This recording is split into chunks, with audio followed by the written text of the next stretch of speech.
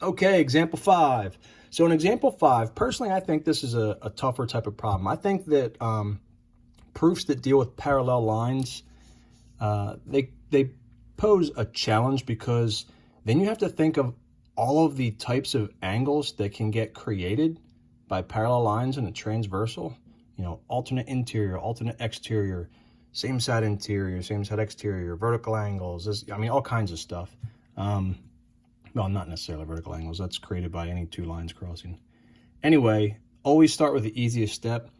List your given statements. So, TR is parallel. That's what that means. To NV.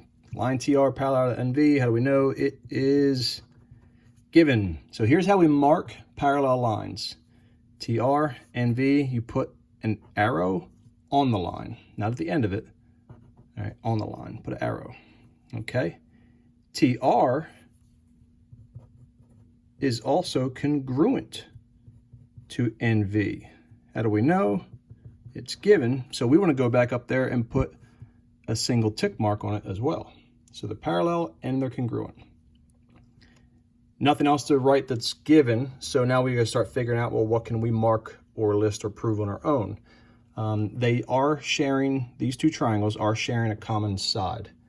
So that means this line is going to be congruent to itself. So I can say that RN is congruent to Rn based on the reflexive property. All right. Now, do we have enough information to prove a postulate yet? If I look at just the one triangle, I've got a side marking and a side marking. I don't have any angle markings yet. And they don't tell me anything about any angles being congruent. I don't see that X pattern either, so I don't even have vertical angles. But there's a reason they gave you this parallel information. Do you see, we got parallel lines here. Do you see this Z pattern right here? One more time, this Z pattern. All right. If you have parallel lines and they create that Z pattern, which is two parallel lines and a transversal, you have alternate interior angles tucked into the corner of that Z pattern. All right. Alternate interior angles are always congruent to each other. That's the rule for alternate interior angles. So we can now say, well, we don't want to call that angle R because there's an angle here and an angle here. We would be saying, oh, angle R, which one? Plus there's the whole thing. So we want to use the three letters, TRN.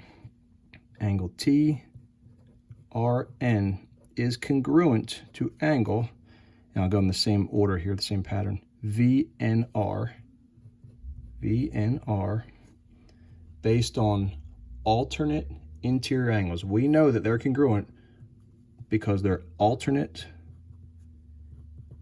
interior angles. I'm just abbreviating there. Okay. So does that give me enough markings or information to prove one of the 5 postulates? I have a side, an angle, and a side.